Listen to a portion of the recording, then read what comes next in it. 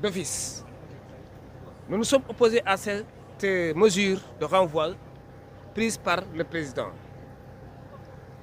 Après coup, mes excellents confrères Maître Aline Sow et Maître Mohamed Moustapha Dien, que je félicite au passage, pour leur sagesse, ont eu à demander au président de suspendre l'audience. Ce qui a été fait. L'audience a été suspendue à l'issue. Le président a décidé de revenir sur la décision de renvoi et que l'affaire sera appelée à nouveau. Ce qui a été fait. L'affaire a été appelée tout à l'heure. Nous avons posé des questions, le procureur a posé des questions et on a pris la parole. Le procureur de la République en premier a pris la parole. Il a fait son réquisitoire en demandant à ce que le tribunal déclare le prévenu Fofana coupable du chef de diffusion de fausses nouvelles. Dans la foulée, il a requis la peine ferme de 3 mois, de 6 mois dont 3 mois fermes. À partir de ce moment, nous avons pris la parole, moi en premier, puisque je suis le moins ancien, c'est tout un collectif de confrères très courtois et très compétents qui sont en train, au moment où je vous parle, de plaider. Mais puisque je suis tenu de vous faire part de cette information-là, je précise que nous avons plaidé la relaxe, le renvoi des fins de la poursuite à titre principal. Car nous estimons que dans ce dossier, il n'y a pas d'infraction, il n'y a pas de diffusion de fausses nouvelles. Car il était plus simple et facile à la personne qui a porté plainte, le président de l'Assemblée nationale, bien sûr, de faire une sortie. Et vous savez qu'au moment où je vous parle, on m'indique, et on m'a toujours indiqué que l'ARCOP, qui est une autorité administrative indépendante, créée en 2023, a le pouvoir en la matière, en matière de marché public.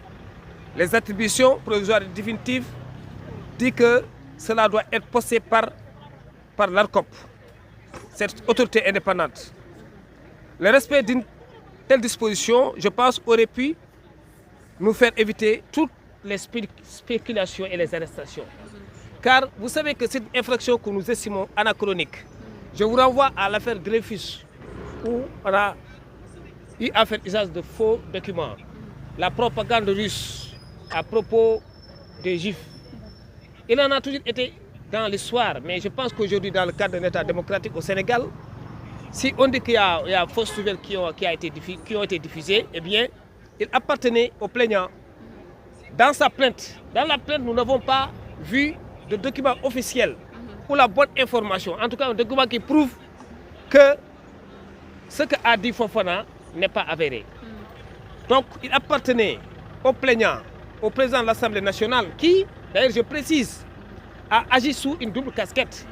Dans la plainte, il dit en sa qualité de président de l'Assemblée nationale et en même temps en sa qualité d'homme politique. Pour ma part, c'est la première fois de ma carrière que je vois une autorité, une deuxième autorité de l'État, se mettre à porter plainte contre un citoyen. Comme il a été dit tout à l'heure, il y a une autorité qui est chargée de rétablir l'équilibre, de donner la bonne information. Car Guy Marius Sagna lui-même est sorti parler d'un montant de 8 milliards. Il s'agit des deniers publics et les citoyens, les 15 citoyens doivent être informés de ce qui se passe dans ce pays. Écoutez, je pense qu'aujourd'hui, il faut quand même qu'on fasse attention, qu'on prenne beaucoup de recul par rapport à ce qui est en train de se faire. C'est un recul démocratique. La bonne nouvelle à laquelle on s'attend tous, c'est de voir le Sénégal première puissance mondiale. Ça, c'est une bonne nouvelle. Mais de là à poursuivre un journaliste dans l'exercice de ses droits et un journaliste de très bonne foi qui a voulu informer juste et vrai et qu'on envoie en flagrance. Et pourtant, on aurait pu envoyer Abdou Nguer et Hassan Diouf par devant le juge des flagrants délits, car il s'agit du même chef de division de fausses nouvelles. Pourquoi les envoyer en instruction? Au moment où je vous parle, Hassan Diouf et Abdou Nguer sont détenus pour ce chef. Alors que tout est clair, c'est des déclarations qu'ils ont eu à faire, dont ils ont assumé la pleine et entière responsabilité. Il n'y avait pas lié outre mesure à enquêter. Ils devaient faire comme ils l'ont fait aujourd'hui avec le sieur Fofana, dont on a demandé la libération immédiate et effective à l'issue de l'audience. Car je pense qu'aujourd'hui, à ce rythme, écoutez-moi très bien, on est en train de diffuser des ondes négatives dans l'atmosphère de ce pays. Car il y a des mécontents. L'économie est en souffrance. Les gens ne sont pas sereins. comme il l'était auparavant, voyez-vous. Donc à ce rythme, au contraire, on risque de diffuser des ordres négatifs dans ce pays. Et ce qui pourrait freiner le développement de ce pays. On n'en a pas besoin. Ce dont on a besoin aujourd'hui, c'est la positivité, l'atmosphère positive, des énergies positives. Et nos énergies, je veux dire des avocats et des juges que nous sommes, et vous-même, nos énergies sont trop précieuses. Elles doivent être orientées vers la création, vers le développement, vers l'établissement des équilibres macroéconomiques, des grands agrégats. Je pense que c'est regrettable ce qui se passe et je suis convaincu que le tribunal prendra toutes ses responsabilités. Car nous sommes devant le tribunal de l'opinion publique. Nous sommes suivis par le monde tout entier qui suit ce qui se passe au Sénégal. Il y va de la survie de la démocratie dans ce pays. Je vous remercie. waa ci olof maa ngi bëggoon ñëw léegi pour informer leen ci li xew léegi parce que sànq bi ñu commencé interrogatoire bi président dafa décidé day renvoyer dossier bi ñu ne ko président lan moo tax ngay renvoyer y a rien parce qu'on a posé des questions te foofa na moom mi nga xam ne deful dara dafa répondre peut-être damay répondre dafa wax xadar xam nga nit aussi buy wax dëgg aussi da koy xam nit kii su fekkente ne dafa victime injustice buy wax aussi am na nu muy waxee du ko tey ñu ne ko nag loolu moo tax waroo ko renvoyer ci kaw loolu nag suñu confrère Aliou Sow ak maître Mouhamadou Moustapha Dieng demandé suspension audience bi effectivement loolu président def ñu suspendre audience bi au bout de 10 minutes ci kaw loolu bi ñëwaatee reprendre nañu dossier bi posé nañu ay questions procureur aussi pareil procureur sax jot na def réquisitoire am moom laajte na ñu tëj Fofana 6 mois dont 3 mois ferme pour diffusion de fausses nouvelles maanaam dafa joxe ay xibaar yu wérul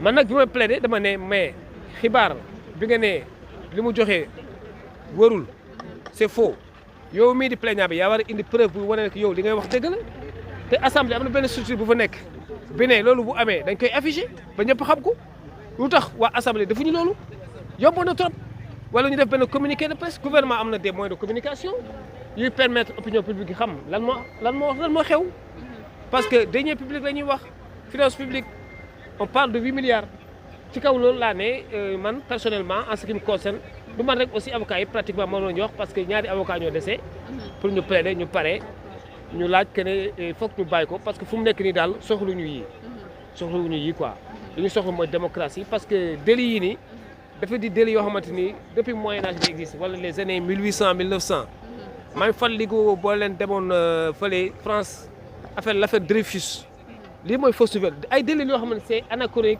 martial ay wax yoo xamante ni da ngay jeter trouble à l'ordre public wala nga wax loo xamante ni wérul ci armée wala ci benn ethnie mais ci information boo xamante ni ça met en question les finances publiques journaliste encore une fois parce que le journaliste aussi est protégé par sa source c'est sa source qui l'a informé il a dit en toute bonne foi je pense fekkee leen dëgg moo ñu ñor ñu structure boobu wax naa ko sànq mu ngi tudd ma liral la ko voilà moom la tudd moo ne à chaque fois yi bu amee ARCOP dafa mettre en disposition benn structure ASP bu permettre fonds publics yi ñu xam parce que dañ koy poster ci site bi bu ñu ko poster nag ñëpp a koy gis donc tout devait être transparent la meilleure manière de régler ce problème mooy ne woon ñu saisir entité boobu mu poste information bi ci site bi parce que ba bi may wax ak yéen nii ba léegi amaguñu benn document buy wane ne que ne le foofa lu mu wax amul.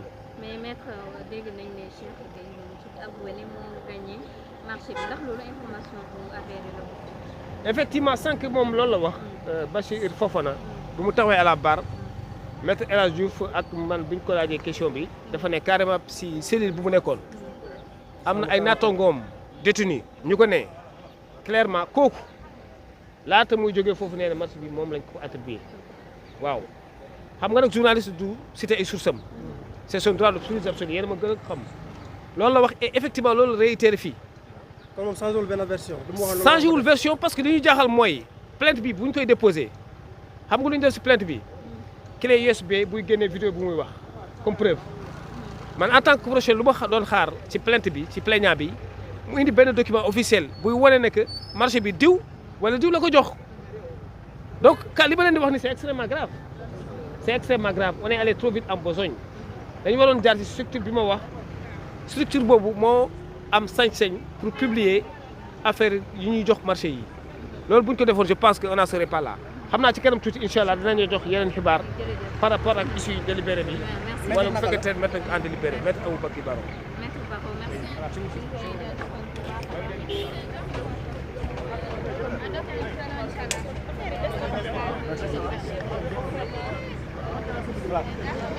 mbokk internet yi nga xamante ni ñu topp seen voilà comme ni xamee en fait ñu ngi ba léegi en direct fi nga xamante ni moom mooy tribunal bu Ndakaaru procès bi nag mi ngi nekk en cours ba léegi réquisitoire ki nga xamante ni moom mooy le procureur moom mooy juróom-benn weer kaso ñetti weeri kaso yu muy tëdd voilà loolu mooy réquisitoire ki nga xamante ni moom mooy procureur pour le moment nag dañu pause donc war a reprendre d'ici peu donc voilà. Voilà le temps que voilà maître Ba donc mel ni dafa am lu ci bëgg a rajouter encore en fait. Alors ce que je allez-y. Aujourd'hui on a comme l'impression que c'est les mercredis où on juge tout ce qui a trait à la diffusion de fausses nouvelles. Vous savez que dans la rigueur de la pratique, lorsqu'une personne est gardée à vue le vendredi, eh bien, si elle est placée sous mandat de dépôt pour l'audience des flagrants délits, elle doit absolument comparaître le mardi qui suit, dans le délai de 48 heures. Mais en l'occurrence, on a noté qu'il a été placé sous mandat de dépôt et renvoyé à la chambre du mercredi. Ce que nous déplorons également aussi. Parce que la pratique veut que si une personne est placée sous mandat de dépôt aujourd'hui, on est mercredi, là aurait voulu qu'elle soit jugée après-demain, vendredi. Mais puisqu'il n'y a pas audience vendredi, elle est jugée lundi. Mais la dernière fois, il est placé sous mandat de dépôt le vendredi, il y a audience le mardi, il devait être jugé le mardi. Pourquoi prendre le soin de l'envoyer à l'audience le mercredi? Car toutes les personnes qui ont été jugées le mercredi. Je parle du sieur Moustapha Diakhaté, Omar Sow également a été jugé par devant la même chambre. Voyez-vous? Donc nous sommes en train de nous concerter pour voir comment faire en sorte que ce qui se pratiquait soit maintenu. Je vous remercie. Est-ce que c'est une violation de procédure? Écoutez, je ne dirais pas une violation de procédure, mais ce que j'ai pu vous dire, c'est que la pratique n'a pas été respectée. La pratique et les textes veulent que, comme je l'ai dit tout à l'heure, lorsqu'une personne est arrêtée sous mandat de dépôt vendredi, qu'elle soit jugée le mardi. Mais lui, pour sa part, en ce qui le concerne, il a été jugé le mercredi. En même temps que les Moustapha Diakhaté, les Oumar Sow, tous, autant qu'ils sont, par devant la même chambre, pour les mêmes faits, division de fausses nouvelles. Si je n'avais pas envie d'offenser qui que ce soit, je dirais quand même que c'est assez orienté, que c'est choisi. Mais quand même, on avisera, nous sommes à travers la presse, il y a des choses qu'on ne peut pas dire ici publiquement, parce qu'on a beaucoup de respect pour l'institution du judiciaire, que magistrats, avocats, greffiers, tout le monde incarne. Je vous remercie. Merci beaucoup. À tout à l'heure.